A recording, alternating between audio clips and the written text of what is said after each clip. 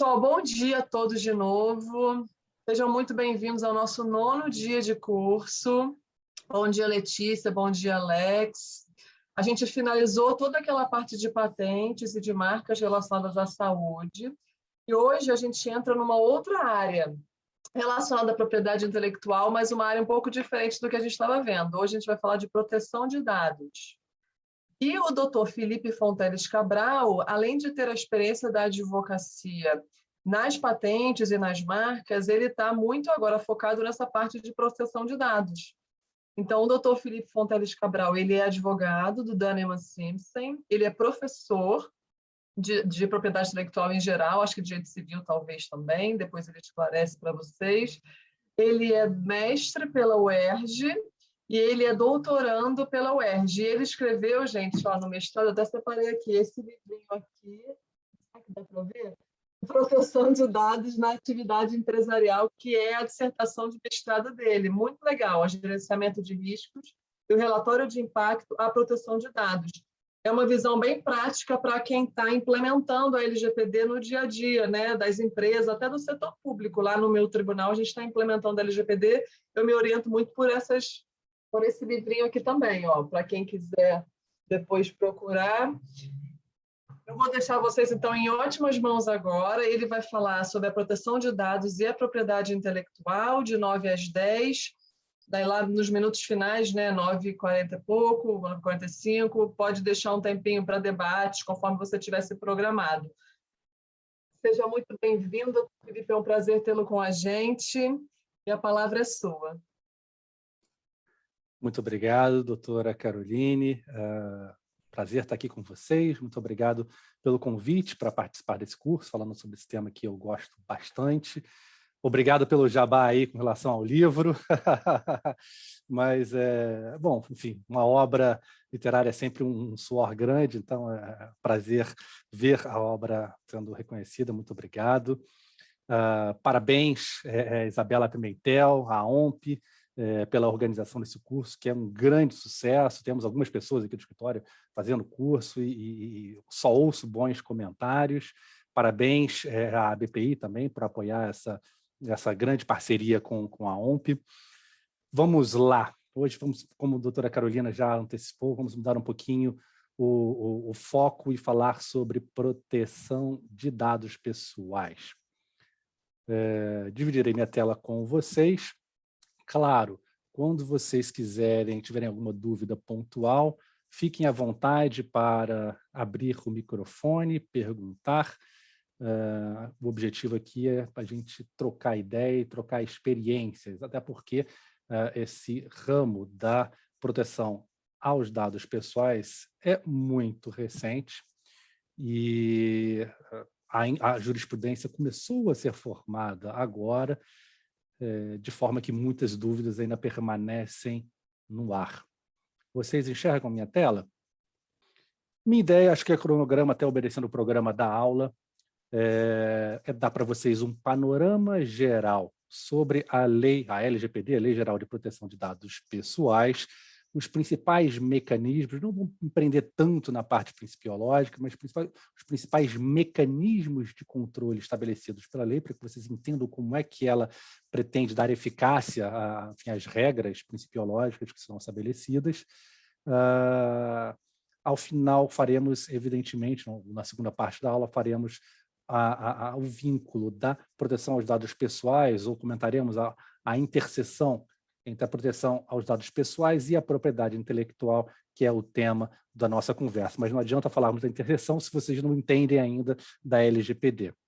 E para falar de LGPD, precisamos dar um passo atrás e entender o porquê da lei, né? Não adianta a gente tentar entender a regra em si e como essas regras deverão ser interpretadas se a gente não entende qual é o racional que estava na mente dos legisladores, né? Hoje vivemos uma sociedade movida a dados, isso já não é novidade, né? Que os dados são o novo petróleo, por aí vai, já virou jargão da área, desde essa grande reportagem na The Economist de 2017, porque nós vivemos rodeados, né? Nós vivemos uma dinâmica em que interage muito, que se diz hiperconectividade. Nós estamos Bom, vivemos na sociedade de dados, né, chamada economia de dados, em que os dados são utilizados a todo momento, muito por conta de um comportamento social de hiperconectividade, né? O que significa isso na prática, né? Como é que esses dados são coletados? E me desculpe para quem já é versado na área, mas eu acho uma contextualização importante para entendermos como estamos simplesmente rodeados a cada momento dessa troca e disponibilização de dados de uma forma geral. No início da internet, né, na chamada, enfim, internet 1.0, a gente utilizava essa ferramenta basicamente para consultas, né, enfim, de uma forma nada interativa. A gente buscava informações lá. Na chamada internet 2.0, houve uma mudança de característica, em que havia uma interação muito grande entre o usuário e a internet, com a prestação de serviços e a aquisição de produtos por meio desta ferramenta. E a chamada 3.0 nada mais é do que o uso da internet, de sites, para veicular conteúdo fabricado ou produzido pelo próprio usuário. Então, a característica principal da internet 3.0 é que o usuário disponibiliza conteúdo e, evidentemente, muitos dados nessa grande rede. E os dados são disponibilizados a todo momento, mesmo de forma não intencional, né? Naquela internet mais básica, a gente procurava um site, esse site poderia compartilhar dados com parceiros. Por exemplo, quando eu pesquiso uma passagem aérea, o provedor de serviços de passagem aérea poderia compartilhar essas informações sobre minha viagem com parceiros, por exemplo, uma empresa de aluguel de carros ou um hotel. Mas não é só, nós interagimos a todo momento com redes sociais, em que a gente disponibiliza nessas redes nossas vontades, o que a gente gosta, o que a gente não gosta, com quem a gente interage, quem são nossos amigos, o nosso humor, né? Enfim, nossas preferências de uma forma geral. E essas preferências é que formam o nosso profiling, né? Nosso perfilamento de forma muito, muito precisa. E não é só, também somos rodeados por dispositivos que captam essas sensações, que captam essas informações de maneira automática, sem nossa interação, né? Como smartwatches, como o nosso telefone inteligente, como dispositivos de assistentes virtuais, como câmeras inteligentes, internet das coisas, que está ainda no início, mas que já capta dados de forma automatizada, e todas essas informações são reunidas naquilo que a gente chama de Big Data, que nada mais é do que uma grande coletânea, uma grande reunião de dados sobre nós, inclusive, feita de maneira instantânea e automatizada, né? Isso é um problema? Sim e não. Isso sem dúvida nenhuma, toda essa hiperconectividade traz um grande benefício, é muito prático nós termos todos esses dispositivos inteligentes, e é muito prático eu entrar, por exemplo, num site de e-commerce, uma Amazon da vida, e é muito prático a Amazon já saber qual é o meu gosto, já saber quais são minhas preferências, já conhecer meu histórico de compras, quais são meus fornecedores favoritos, enfim. Então, essa inteligência por trás dos dispositivos, municiada e alimentada por os nossos dados pessoais, dentre outras informações, ela é muito conveniente, mas ela também traz alguns efeitos que podem ser nocivos, como, por exemplo, o compartilhamento não autorizado de dados. E está aí em curso uma investigação que já, enfim, tem desdobramentos judiciais sobre a venda de dados por parte de farmácias para planos de saúde. O compartilhamento do dado em si, ou mesmo essa parceria comercial, em si não tem nada de ilícito. A questão é a forma como isso é feito. Eu, como consumidor, eu quero sim chegar no caixa e ter 10%, 20% de desconto na minha compra, seja em farmácia, seja em qualquer outro estabelecimento comercial. E eu não tenho problema nenhum em disponibilizar o meu histórico de compras para ter esses 10% ou 20% de desconto, mas isso precisa ser feito de forma transparente. Então, mais uma vez, a parceria em si ou a utilização do dado em si não é ilícita. A questão é como isso vem sendo feito. Existe também a possibilidade do desvio de finalidade, um outro tema que já alcançou o judiciário, por exemplo, que é um bom exemplo de desvio de finalidade, é o geopricing, que nada mais é do que a utilização de dados captados sobre o perfilamento, sobre as características e as preferências de um consumidor, ou até mesmo a sua localização, no caso específico desse exemplo de um site de vendas de viagens ou reserva de hotéis, para a precificação, ou seja, a precificação de acordo com a geolocalização do consumidor. Isso é considerado, ou potencialmente, um ato ilícito, que poderia não ser se houvesse uma transparência, ou seja, como isso é feito. O monitoramento das nossas atividades também é algo objeto de preocupação, né? No início da pandemia, nós tivemos aí o monitoramento do deslocamento da população por meio dos nossos telefones celulares.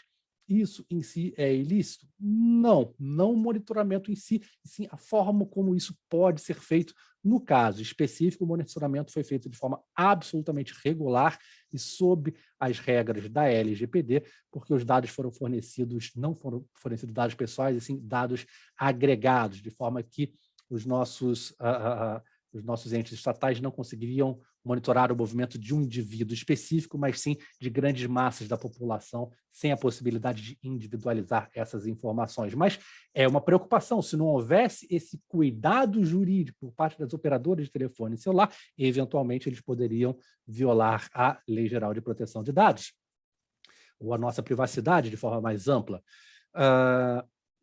Decisões automatizadas também são a motivo de preocupação, né? O que está por trás daquele algoritmo? Quais são os critérios utilizados pelo algoritmo para tomar determinadas decisões que impactam na minha vida, até mesmo, por exemplo, no meu emprego, como nesse exemplo da Amazon. Além da desinformação, isso está nos nossos jornais no dia a dia, existe uma grande preocupação de desinformação, das chamadas fake news, principalmente em tempos de eleição, né? Claro que as fake news têm um efeito nocivo na sociedade, nas mais diversas frentes, mas quando a gente fala numa campanha eleitoral, e há já, enfim, essa desconfiança de que a propagação de fake news favoreceu a eleição do Donald Trump, potencialmente favoreceu a eleição do Bolsonaro no seu primeiro governo, e é uma grande preocupação para a próxima eleição que teremos este ano. Então, são efeitos, mais uma vez, o uso de dados pessoais para todos esses mecanismos que nos cercam no dia a dia é extremamente benéfico, ele traz uma conveniência muito grande, mas nós precisamos ter cuidado para evitar o quê? O abuso, né? O abuso do direito, que é uma figura muito conhecida por nós, estudantes da área jurídica. É por esse motivo, para evitar o abuso, que houve a necessidade de aprovação de leis especiais, leis específicas. É claro que, e principalmente aqui no Brasil, a privacidade, de forma geral, já estava amparada, até mesmo pela Constituição, embora tenha sido aprovada na semana passada uma emenda constitucional, nós já tínhamos lá a proteção à privacidade, né, prevista no artigo 5º, de forma mais ampla a privacidade, por isso foi muito conveniente a aprovação de uma emenda para determinar de forma específica a proteção de dados pessoais como uma área, né, uma subdivisão do direito à privacidade, como um direito fundamental. Extremamente válida essa iniciativa de emenda constitucional.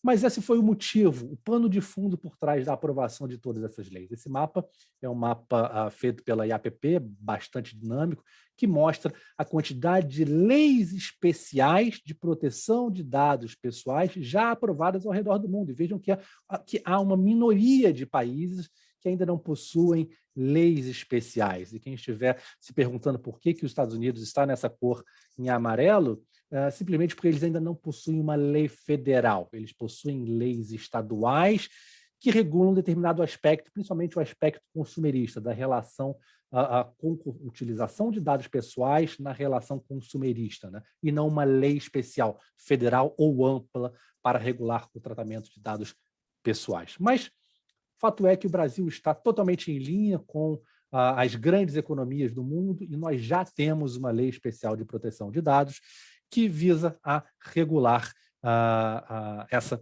proteção, né, dos nossos dados pessoais. Como que essa proteção, como que a lei pretende fazer isso? O objeto da lei é regular a coleta, a utilização e o armazenamento de dados pessoais, aquilo que a lei chama de forma mais ampla de tratamento de dados. Tratamento de dados é o jargão da área para qualquer uso do dado. Você coleta, é um tratamento. Se você utiliza, é um tratamento. Se você armazena, também é considerado um tratamento de dados, protegendo, assim, a privacidade dos indivíduos, né? O objetivo da lei é fomentar o livre fluxo de dados pessoais por meio dessa abordagem de gerenciamento de riscos, fundada num princípio que a gente chama na área de accountability.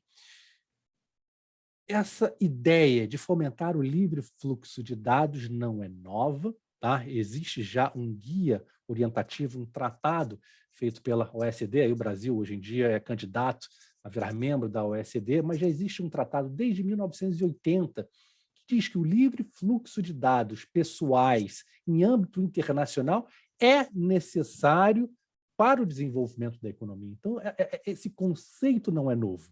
A questão é como esse conceito irá ser materializado em leis específicas, em regulações específicas, né? No final da década de 70, surgiram as primeiras leis de dados pessoais. A primeira lei foi aprovada na Alemanha, em outros países logo em seguida na França, em outros países da Europa. Então, nós já tínhamos leis especiais de proteção de dados pessoais desde o final da década de 70, mas eram leis que engessavam o mercado, porque elas basicamente determinavam que você precisava de uma autorização do Estado para realizar determinado tipo de tratamento.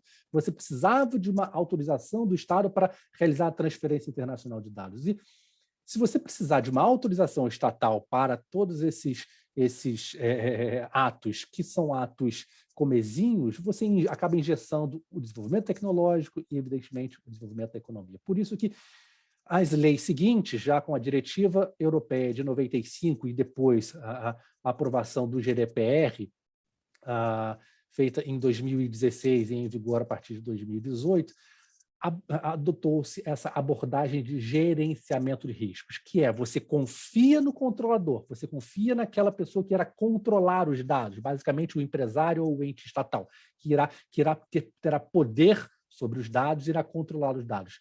Mas você estabelece uma série de mecanismos de controle para ter certeza de que não haverá o quê? O abuso do direito, aquilo que estávamos conversando há poucos minutos.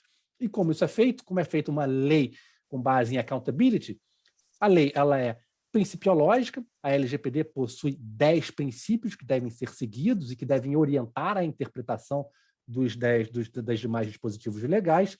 Ela estabelece alguns mecanismos de controle, né? Alguns marcos que devem ser alcançados por todos os controladores de dados, por todas as empresas ou entes estatais que desejam tratar dados, que servem como exemplos de que, sim, eles não estão abusando, sim, eles estão de acordo com os ditames da Lei Geral de Proteção de Dados. E quais são esses marcos?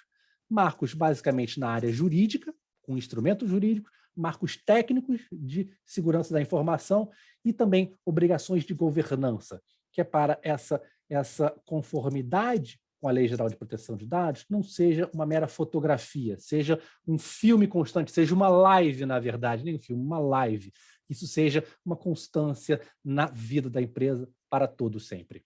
Como exemplos de marcos jurídicos de controle, existe a obrigatoriedade de se apontar as bases legais para cada espécie de tratamento de dados realizada pela empresa ou ente estatal. Existe a necessidade de aprovação e publicação de uma política de privacidade, a assinatura de termos de consentimento, caso a base legal do tratamento seja o consentimento. Existem outras bases legais. Regulações específicas para que haja a transferência internacional de dados. Há a necessidade de revisão de contratos para inserção de cláusulas de proteção de dados. Na área técnica, cuidados específicos com uma política de segurança da informação, um plano de resposta de incidentes, há a necessidade de um controle de acesso, uma política de retenção e exclusão de dados, a gente não estava acostumado com isso, um controle específico no caso de decisões automatizadas, caso o negócio esteja baseado em algoritmos que analisem dados pessoais, e também cuidados de governança, como novos direitos de titulares, gestão de fornecedores que tenham acesso a dados pessoais, a indicação de um DPO, Data Protection Officer, ou, na linguagem da nossa lei, um encarregado de dados, uma pessoa, um funcionário ou um colaborador que ficará responsável pelos dados pessoais ou por esses temas dentro da empresa ou da organização.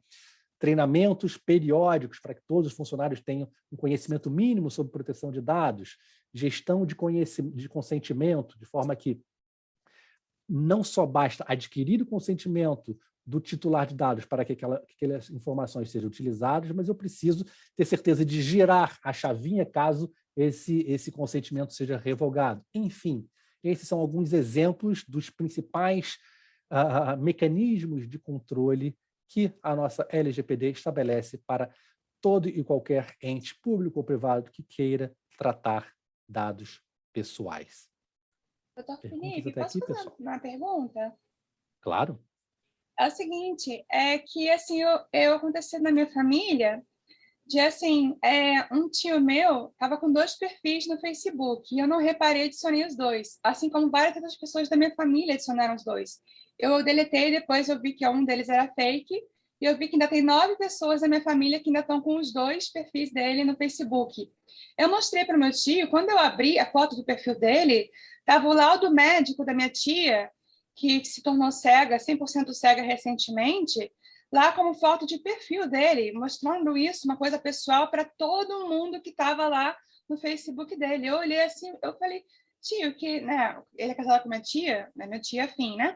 Que é isso, esse laudo aqui? Aí, quando eu fui ler, minha tia falou, gente, isso aí é o meu laudo médico oftalmológico, dizendo que eu fiquei cega, e estava ali exposto para todo mundo. E meu tio falou, não, mas esse perfil não foi eu que criei, então qualquer pessoa pode criar um perfil no Facebook dizendo que sou eu. E aí expôs a minha tia ali desse jeito. O que pode ser feito? Esse é uma casa também de proteção de dados também? Esse é um dos efeitos negativos que nós temos na internet 3.0, que é justamente a possibilidade dos usuários gerarem conteúdo e postarem conteúdo, né? Isso é uma realidade que a gente tem que lidar. Isso é benéfico para a sociedade de uma forma geral, porque a gente consegue interagir, né? E também afastar intermediários por meio dessa nova tecnologia, mas traz algumas responsabilidades. No caso específico do Facebook ou de qualquer outra plataforma que queira disponibilizar serviços e possibilitar que os seus usuários postem conteúdo, disponibilizem conteúdo ou façam perfis, né, como no seu exemplo, existe a necessidade ou a responsabilidade de você criar ferramentas de controle. No caso específico de Facebook, você tem nos termos de uso dele regras para lidar com isso, que é uma situação de impersonation, que eles chamam, de você personificação, você criar um perfil se passando por outra pessoa. Então, leia as regras, os termos de uso do Facebook, e lá tem o passo a passo de como você faz uma denúncia de um perfil falso. Okay? Sim, é uma questão de dado pessoal, indiretamente, e isso já está regulado nos termos de uso, o Facebook já endereçou essa questão. Tá? No caso, como eu já sou do Facebook, aí como é que eu tenho acesso a isso? Eu tenho esses termos de uso do Facebook, entra lá, tem as regrinhas, o passo a passo, como você pode fazer uma denúncia de um perfil falso. Página, no rodapé da página, termos de uso, clica lá e lê as instruções que lá tem um passo a passo. Muito obrigada. As atividades impactadas pela LGPD, ou seja, atividades que devem atender a todos os princípios da LGPD e todos aqueles mecanismos de controle, são as mais diversas, desde atividades mais básicas de uma empresa, como simplesmente ter um cadastro de funcionários, ter uma câmera de vigilância, ter uma catraca para controle de ponto de funcionário, ter um e-mail marketing, são atividades básicas. Qualquer empresa, por menor que seja, necessariamente precisa passar por esse tipo de instrumento, né, de mecanismo gerencial até atividades mais sofisticadas, como fazer uma publicidade dirigida, ter um algoritmo de recomendação no seu site, fazer um enriquecimento de dados ou mesmo ter dispositivos de internet das coisas. Fato é, a LGPD impacta tanto atividades básicas quanto as mais avançadas. Está errado quem pensa que a LGPD só veio regular atividades na internet ou atividades de grandes conglomerados empresariais. Não. A LGPD impacta em atividades do dia a dia, mesmo atividades básicas como catraca e controle de funcionários. Claro que não impacta com o mesmo rigor. Há pouco tempo, no final de janeiro, a Autoridade Nacional já publicou uma regulamentação da lei para pequenas e médias empresas, ou seja, prevendo regras específicas ou isentando pequenas e médias empresas de controles, mecanismos de controle que são mais rigorosos. Mas, mesmo assim, eles precisam estar em conformidade com a lei, precisam ter algum mecanismo de controle. Ok? De uma forma geral, como é que você implementa isso? Qual é a metodologia de um plano de conformidade de dados? Fazer o mapeamento de todos os processos. É impossível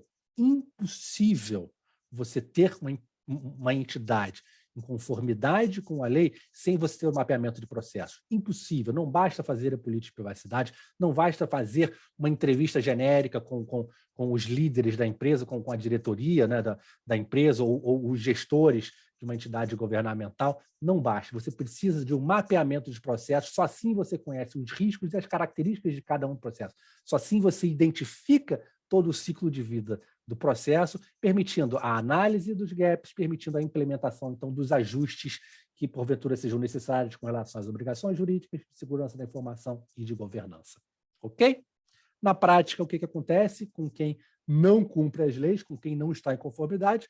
Multa até o limite de 50 milhões de reais, evidentemente dano à reputação, à imagem daquela organização e até mesmo a possibilidade de suspensão das atividades de tratamento de dados como uma penalidade administrativa. Exemplos de penalidades que vêm sendo aplicadas, né? Não como decisões finais, eu estou trazendo aqui, mas como exemplos daquilo que está sendo já examinado, não, mais uma vez, decisões que transitaram em julgado, que foram questionadas no judiciário, ou ainda estão sendo questionadas, mas como exemplos daquilo que pode ser considerado uma violação à LGPD. Uma rede de farmácias, então, foi multada porque fazia, por um PROCON estadual, porque fazia o compartilhamento de dados com consentimento do consumidor, alegadamente, mas o PROCON entendeu que aquilo não era feito de forma transparente. Está aí o princípio da transparência sendo violado de acordo com os argumentos do PROCON. Mais uma vez, não é uma decisão final, ela provavelmente está sendo questionada. Também foi multado um grande banco pela Senacom. Por quê? Porque ele estava compartilhando dados dentro da própria instituição, dados, informações sobre os seus clientes, principalmente aqueles que já eram aposentados, estavam sendo disponibilizados para outras empresas dentro do mesmo grupo, para a oferta de crédito consignado. Ora, essa informação de determinado usuário não poderia ser compartilhada, mesmo que dentro do mesmo grupo, sem uma transparência para com o consumidor. Mais uma vez, não é uma decisão judicial. Só estou trazendo exemplos daquilo de operações que são rotineiras dentro de qualquer empresa e que precisam necessariamente ser revistas porque atualmente violam a Lei Geral de Proteção de Dados. Um hospital, para entrar na área de saúde, que é a área o grande tema do nosso desse curso de verão da OMP, um hospital na Alemanha, ele foi multado simplesmente porque ele tinha uma péssima gestão na área financeira. Veja só, não tem a relação com a atividade fim do hospital, mas a área financeira, por algumas vezes, cometeu o equívoco de encaminhar a fatura do tratamento médico para uma pessoa errada. Como havia uma falha na gestão do departamento financeiro, eles foram multados, já que houve aí o envio e o uso de dados pessoais e o compartilhamento de dados pessoais com pessoas indevidas que não deveriam receber aquela informação. Um hospital em Portugal também foi multado de uma indenização de 400 mil euros. Por quê? Eles tinham regra de acesso à sua base de dados. Só acessava a sua base de dados quem tinha usuário e senha. Mas, tendo usuário e senha, aquele funcionário poderia acessar dados até mesmo de paciente, mesmo ele não sendo médico. Então, a falta de uma política avançada de permissionamento, não é de autenticação do usuário, mas de permissionamento, aquelas bases que o usuário deve ter acesso, isso foi considerado uma violação à LGPD. Na Finlândia, houve a invasão de hackers numa clínica psiquiátrica e o hacker está simplesmente chantageando a empresa de entrar em contato, de revelar dados sobre esses pacientes, caso ela não pague o resgate. Então, existe aí uma preocupação com relação à segurança de informação. Enfim, senhores, essas são preocupações que devem existir, são operações do dia a dia de empresas, mas que precisam necessariamente ser revistas para que todas essas atividades sejam em conformidade com a lei. Ok? E vamos falar sobre a interseção desses dados pessoais ou da Lei Geral de Proteção de Dados Pessoais com a propriedade intelectual. Eu selecionei 3 tópicos para a gente debater hoje sobre esse tema.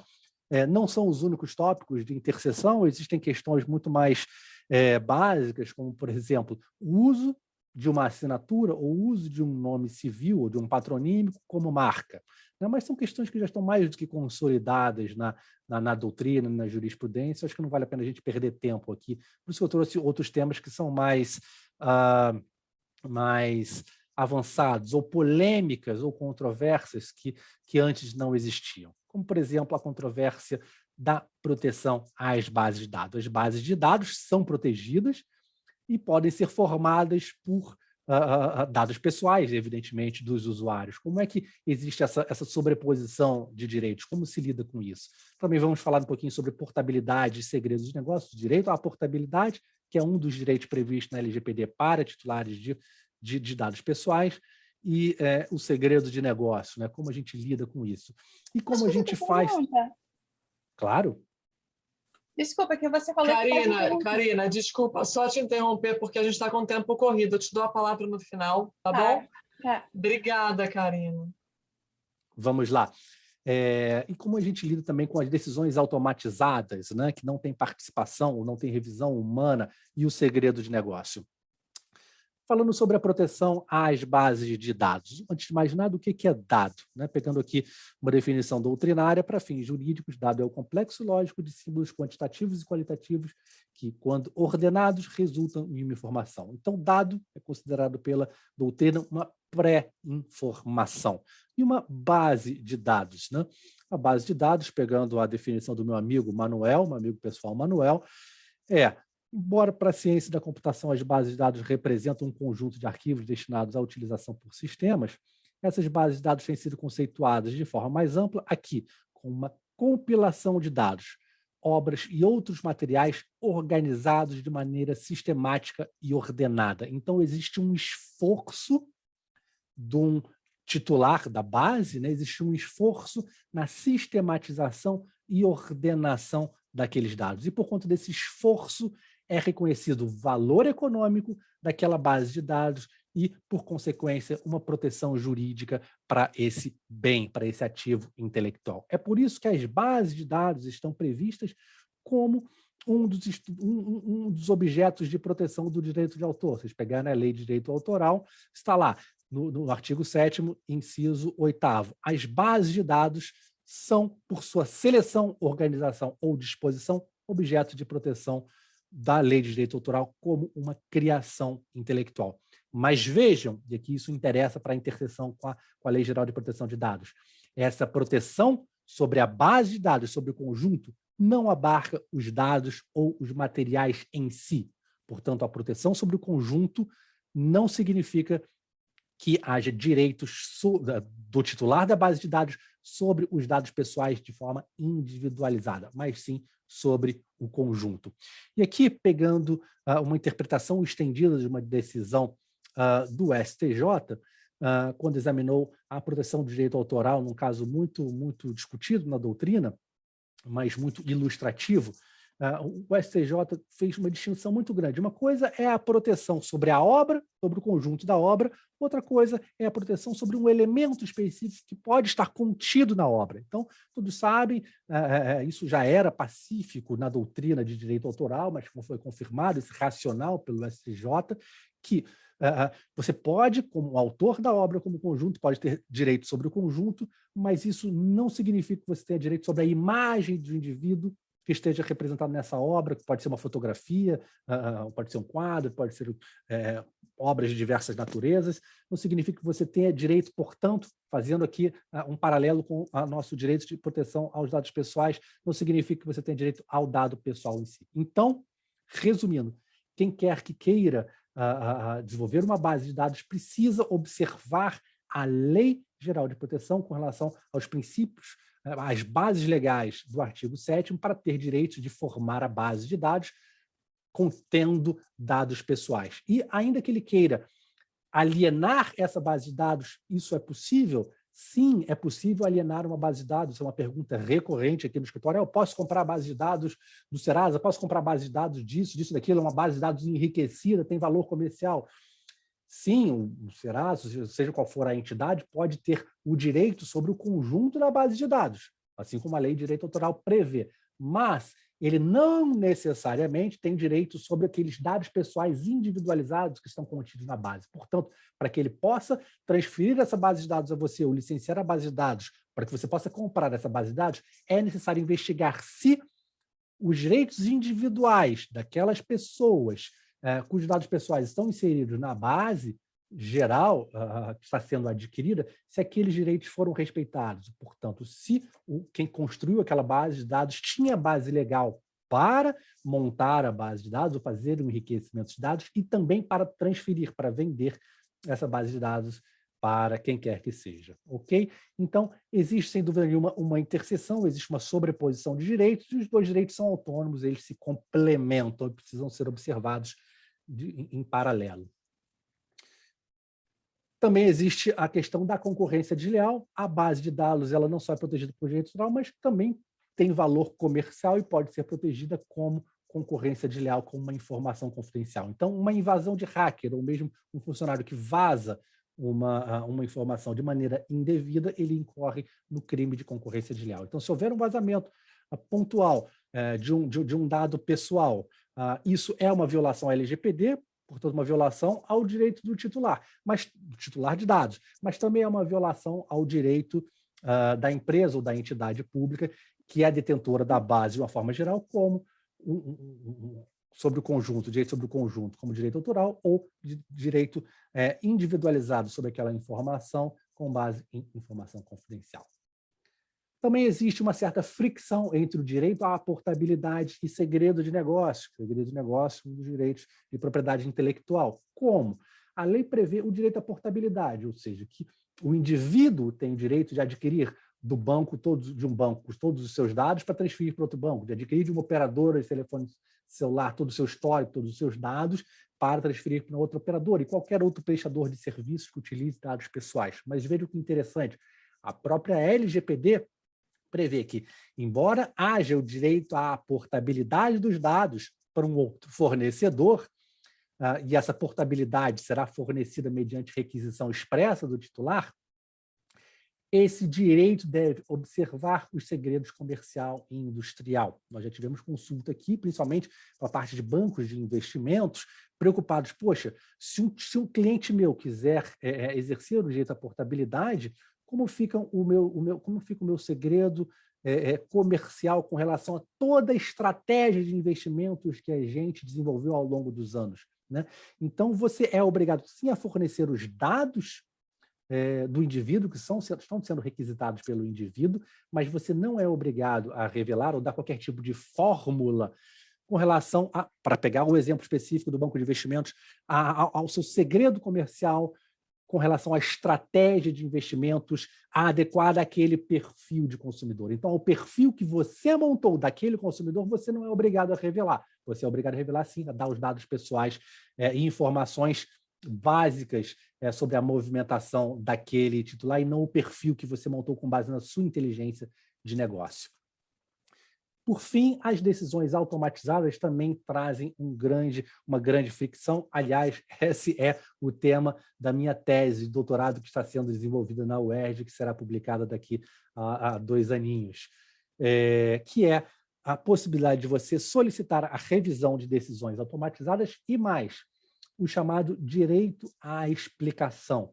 O que significa isso? Significa que todo tratamento automatizado, sempre que meus dados pessoais estão submetidos a um tipo de algoritmo que faz um tratamento automatizado, ou seja, sem intervenção humana, eu, como um usuário, como um consumidor, entre aspas, porque não necessariamente existe relação de consumo, tenho o direito de entender quais são os critérios utilizados por essa ferramenta automatizada, para eu saber qual vai ser o impacto disso na minha vida, para eu saber se eu quero utilizar essa ferramenta, quero me submeter a essa ferramenta automatizada ou não.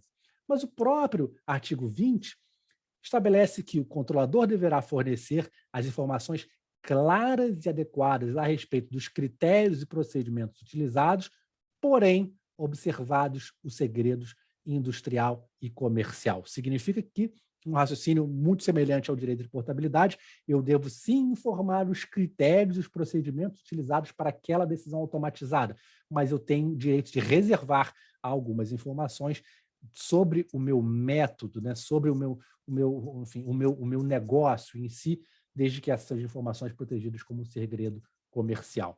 E olha que interessante isso aqui, cria um paradigma, uma grande controvérsia que hoje existe na Europa com relação ao direito à explicação, que é, em caso de não fornecimento das informações, ou seja, eu não vou fornecer por conta do meu segredo, não vou fornecer informações sobre os critérios, mas eu vou resguardar parte dessas informações sobre como eu aplico, como eu faço a dosagem desses critérios, né, com base no meu direito ao segredo comercial. E a lei, nossa lei, no parágrafo 2º, prevê que a autoridade nacional poderá realizar auditoria. Então, vejam que a lei resguarda o direito comercial e diz que a autoridade nacional poderá realizar a auditoria e não o próprio indivíduo poderá realizar a auditoria por meio de uma perícia judicial ou algo do gênero. Isso é extremamente relevante e avançado porque o GDPR não possui esse dispositivo que soluciona grande parte do problema, né? Então, quando a gente traz esse conflito de decisão automatizada e o direito à explicação sobre os critérios utilizados naquele algoritmo e como é que eu vou exercer esse direito à explicação respeitando o segredo de negócio, eu preciso necessariamente lidar com uma proporcionalidade, ou seja, o balanceamento de interesses. Eu tenho que sim atender ao interesse de transparência, mas eu não posso, com base nisso, violar o direito ao segredo do negócio, à propriedade intelectual. Disso decorre uma sugestão de que seja feita uma transparência seletiva. Isso não está na lei, tá? Embora possa ser feita uma interpretação extensiva daquele parágrafo 2º. Que significa eu oferecer diferentes níveis de informação para diferentes receptores, né? Uma coisa é a informação que eu ia revelar num ambiente técnico e fechado para a autoridade de dados sobre o meu negócio. Outra coisa é a informação que eu irei disponibilizar no meu site ou para um consumidor ou um titular de dados mediante requisição. Então, eu posso sim, de acordo com a minha interpretação da lei, oferecer diferentes níveis de informação dependendo do ambiente e do receptor. E uma sugestão aqui para quem utilizar dados, concluindo a nossa aula de hoje, para quem utilizar dados, é que sejam realizados testes contínuos contra viés discriminatórios. Isso já é feito, mas deve ser feito não só no momento da criação do algoritmo, até porque boa parte dos algoritmos usa o chamado mecanismo de machine learning, ou seja, ele aprende com o seu próprio desenvolvimento, né, com si mesmo, com o consumo de dados ao longo do tempo, e eles podem, portanto, mudar o peso dos critérios ao longo do tempo, de acordo com o usuário, para evitar eventuais viés discriminatórios derivados do machine learning. É altamente recomendado que esses testes sejam contínuos, que sejam documentados, não só como uma boa prática, mas para que eu ofereça como prova à Autoridade Nacional de Proteção de Dados, tentando evitar, assim, uma auditoria, caso sejam questionados os critérios ou a minha governança sobre esse algoritmo. Ok, pessoal? Então, gostaria que vocês guardassem da aula de hoje que a LGPD é fundada no gerenciamento de risco e accountability. Devemos ter muita atenção para o mapeamento de dados. Não existe um projeto de conformidade sem mapeamento. Para um checklist e a conformidade, checklist de conformidade e para que a governança leve toda essa conformidade para toda a vida da empresa. E com relação à interseção de proteção de dados e IPI, são direitos autônomos, a harmonização é plenamente possível, como a gente viu nos exemplos dos slides anteriores. Muito obrigado, pessoal. Vamos agora às perguntas. Já temos perguntas, não consegui ver o site ainda. Por favor, alguém me ajuda nesse chat. Muitíssimo obrigada, doutor Felipe. Foi excelente a sua aula. Eu estava até fazendo anotações aqui de várias coisas para aplicar, coisas que eu não tinha ouvido ainda. E olha que eu venho tentando me familiarizar com esse tema. Parabéns, foi maravilhoso, muito enriquecedor Obrigado. para Gentileza todos. sua. Obrigado. Eu vou passar a palavra à Karina, que ela quem eu tive que interromper no meio da pergunta, e pode falar, Karina, depois eu passo para os outros. Diga, Karina. Obrigada. É mais de uma questão. É uma coisa que eu coloquei no chat. Eu fico imaginando como seria complicado um funcionário de má fé compartilhar segredos industriais da empresa que trabalha, né? Ou até mesmo criar sua própria empresa e roubar, né, os clientes da empresa em que trabalhou. Isso seria muito antiético, assim, né? Mas, enfim, é Antiético, uma... não. Ilegal. Sim, ótimo. Que bom que é legal. Aí eu fico pensando, como é que aconteceu comigo? Quando eu era mais nova, eu tinha uns 18 anos, sei lá, eu fui assaltada, roubaram minha bolsa, e aí, eu já tenho 33, né? Então, assim, isso tem muito tempo, roubaram minha bolsa, e na minha bolsa não tinha só dinheiro, tinha meus documentos. Eu fiz o BO. Se eu fiz o BO, eu coloquei lá no BO que roubaram, inclusive, meus documentos. Só que aí passaram-se os anos e, assim, eu já com uns 20 e poucos anos de idade, fui surpreendida de que eu estava no SPC e eu nunca nunca estive no SPC. Aí eu fui averiguar. A empresa era a NET, eu nunca tive NET no meu nome porque eu, embora, apesar da minha idade, né, de eu já deveria estar independente, namoro com meu pai, quem paga a NET é o meu pai, e estava uma pessoa que se fez passar por mim, com um endereço que onde eu nunca morei, também em Copacabana, mas numa rua em que eu nunca morei, que é até perto de uma favela, não sei se a pessoa era de uma favela, da favela, ou se era daquela rua, se fazendo passar por mim e me colocou no SPC, só que não era eu. E aí foi uma situação muito constrangedora, porque não era para isso acontecer, porque eu fiz o BO. E como é que a Claro. empresa pode não averiguar isso e aceitar que qualquer pessoa possa se passar por outra sem averiguar, pô, será que é essa pessoa? Eu fiz o BO. Não é simples assim, Karina. Quando a gente faz o BO, é instaurado um inquérito policial em que a polícia tenta investigar o origem daquele crime, tentar. Na maioria das vezes é muito difícil localizar, no caso você perdeu a carteira, localizar quem foi o assaltante, por aí vai, e o uso daqueles dados.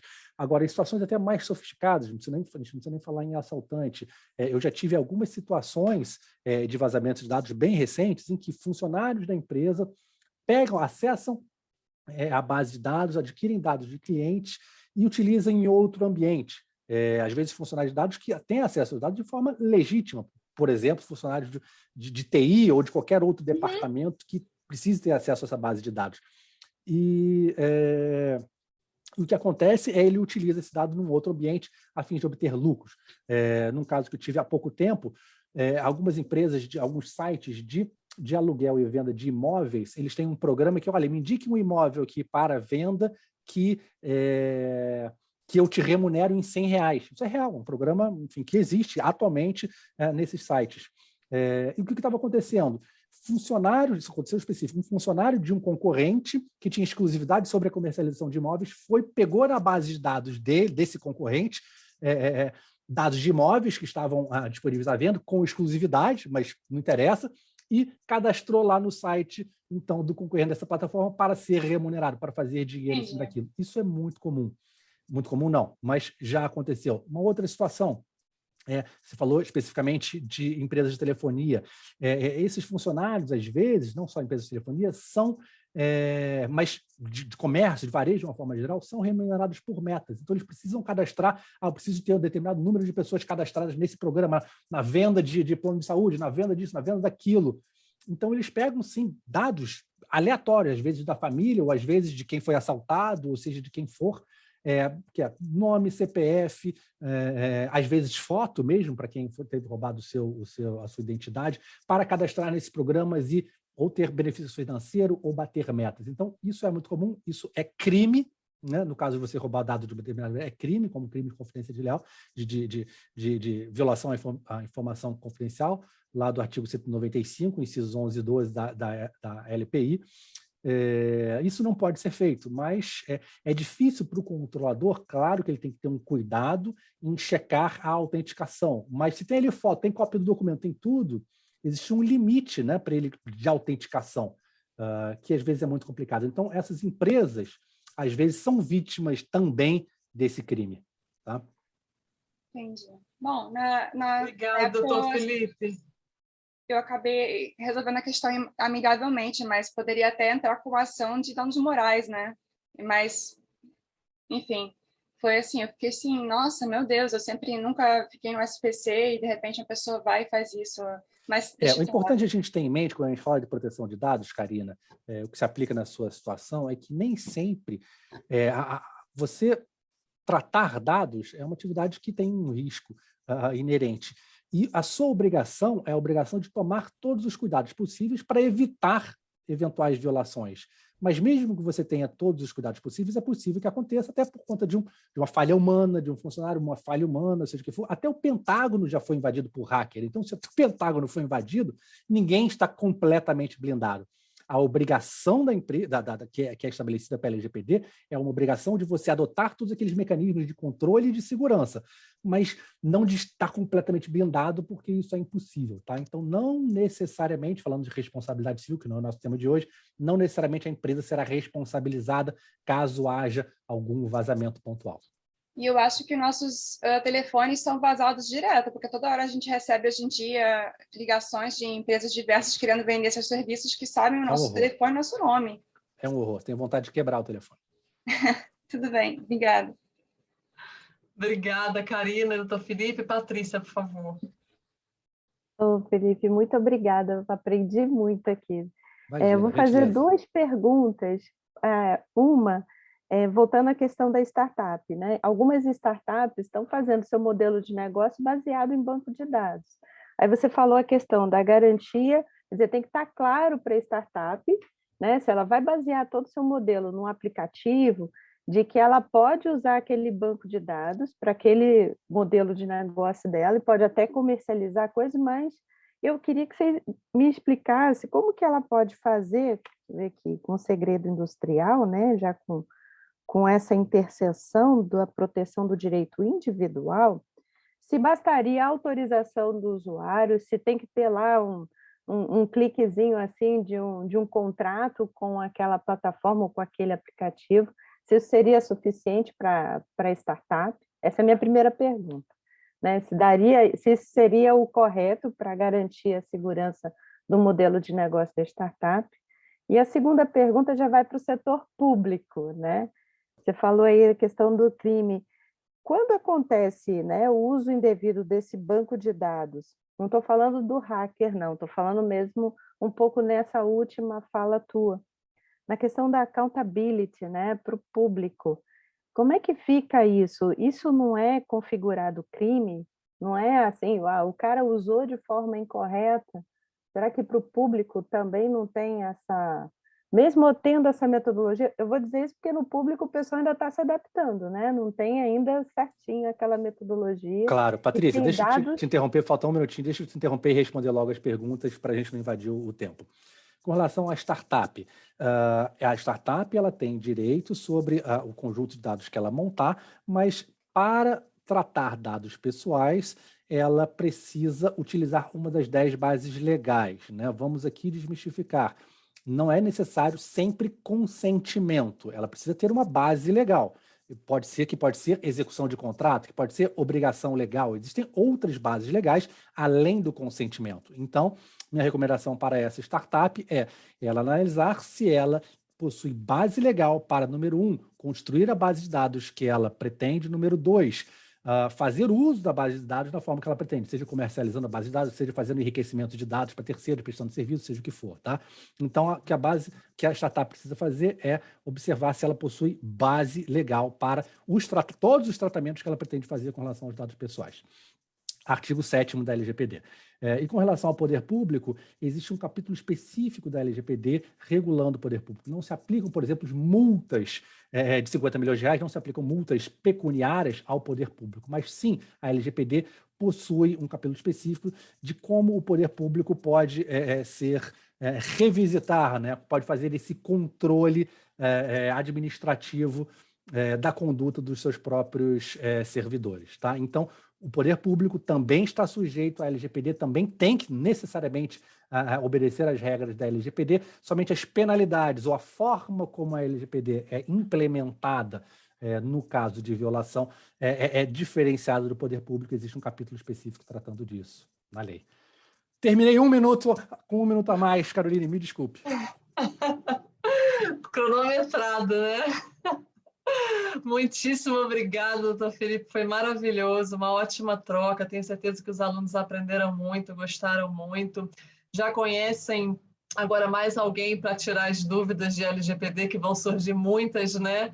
Então, foi uma experiência aqui com a gente muito boa. Obrigada, Raquel, Rodrigo, Letícia, todo mundo que está com as câmeras abertas, Karina, Patrícia. Muito obrigada, doutor Felipe, e foi um prazer tê-lo aqui com a gente.